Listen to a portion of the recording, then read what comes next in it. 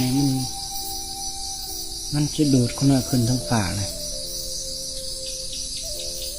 มันจ้องข้อเขาหน่อยขึ้นไปโตมันคือสิลอยเนี่ยเด้อล่มโมมี่อะไรนี่มันจะดูดเขาหน่อยขึ้นทั้งฝ่ามันแข็งขยับได้แต่เสียงไม่มีสติขานี่ขยับไม่ได้เลยนี่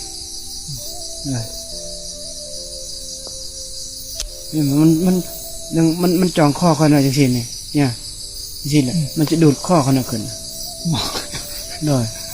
นั่นใดละวันนั่นแหละได้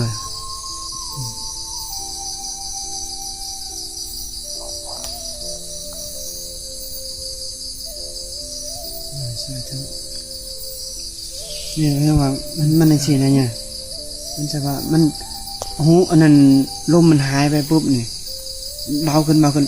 มันมึนเปรียบเสมือนกับอันมันดูดอันน่ะมีเครื่องดูดเขาหน่อยขึ้นไปมันดูดแล้วเบาขึ้นข้อเขาหน่อยสินะมันดูดขึ้นไปเลยนะตั้งกระเดอยู่แต่เสียงเขาหน่อยนี่มีรู้สึกแต่ว่าโตนี่ขยับบ่ได้